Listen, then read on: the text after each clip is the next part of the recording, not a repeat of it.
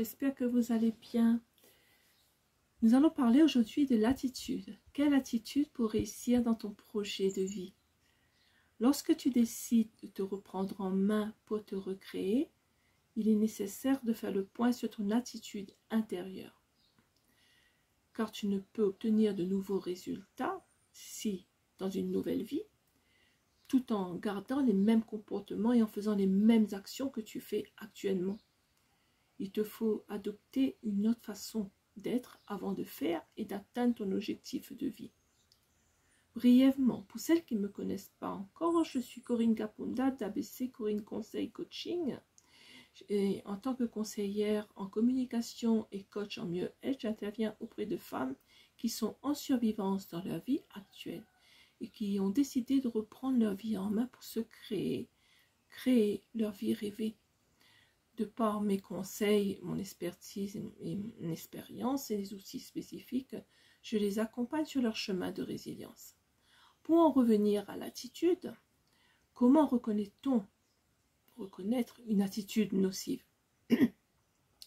Lorsque tu es toujours à regarder ce qui se passe ailleurs, ce qui se fait ailleurs, que les autres font ailleurs, que tu n'acceptes pas ou peu la remise en question, que tu as des pensées et des émotions qui sont toujours négatives, que tu es dans la peur de l'échec, que tu te laisses submerger par tes émotions, par tes doutes et ton manque d'estime de soi, ainsi que par les expériences du passé et qui t'ont fait du mal, alors tu peux dire que déjà tu es dans une attitude nocive qui va bloquer ta réussite et même te bloquer ta réussite à mener à bien ton changement. La comparaison et la dépréciation de tes capacités amènent à douter de ta légitimité à faire ce que tu dois faire et bloquent ton avancée. Tu te sens alors inférieur et tu l'inscris dans ton cerveau. C'est ça le problème. De jour en jour, cela t'entraîne dans la spirale des frustrations qui sont alors la critique des autres et de leurs actions, la lamentation sur toi-même, la colère, la tristesse, le découragement, ou même la dépression. Cette attitude nocive, pour toi, augmente ta peur de passer à l'action et de bouger de ta zone de confort. C'est quoi alors une attitude de réussite? Une attitude de réussite, c'est lorsque tu cesses de te comparer aux autres, de critiquer les autres, de te lamenter, de te déprécier, de douter de toi. Tu es sur la bonne voie pour t'assurer une attitude positive. Voilà. Lorsque tu fais plus attention aussi à tes pensées, à tes émotions, à ce que tu ressens en toi, et ce que cela t'apporte en positif ou en négatif, tu es déjà en train d'amorcer un changement positif de ton attitude. Lorsque ensuite tu décides de t'occuper de toi, de ton bien-être intérieur, de te faire confiance, de persévérer dans les épreuves, d'être bienveillante avec toi et les autres, tu es dans une attitude positive. Lorsque tu décides de faire ce que tu dois faire et prévu de faire, tu te sens fier de toi et cela augmente ta confiance en toi, en tes capacités de réalisation.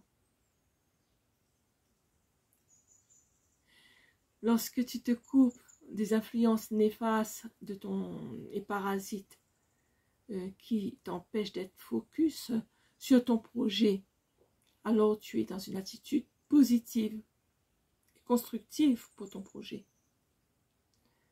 Lorsque tu amènes aussi tes pensées à s'ancrer dans ton présent, ce que tu veux faire, ce que tu ne veux plus faire, alors tu commences à agir avec une bonne attitude, celle de la réussite.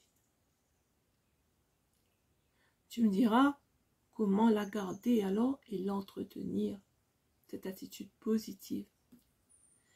Tout est une question de rigueur, de vigilance et d'autodiscipline. Déjà la rigueur, en respectant ce que tu as décidé, la vigilance pour ne pas retomber dans tes anciens comportements, dans tes mauvaises habitudes et ton ancien fonctionnement, et l'autodiscipline pour t'obliger à être constante dans tes efforts. L'autodiscipline n'est pas une perte de ta liberté. Elle doit être plutôt un outil qui t'aidera à réussir, relever tes défis et faire preuve de discernement et de persévérance quand tu vis une épreuve, un down, tout en restant tourné vers ton présent afin de préparer au mieux ton futur. Ta réussite est nécessaire. Il est important pour toi d'ancrer dans ton mental la bonne attitude, car elle t'apportera l'énergie qui t'amène à ton succès. Voilà les amis, pour plus d'infos sur ce que je te propose, tu peux me joindre en privé afin d'échanger avec toi lors d'un entretien. N'hésite pas à liker, partager, commenter autour de ton vécu émotionnel en dessous de cette vidéo. À très bientôt.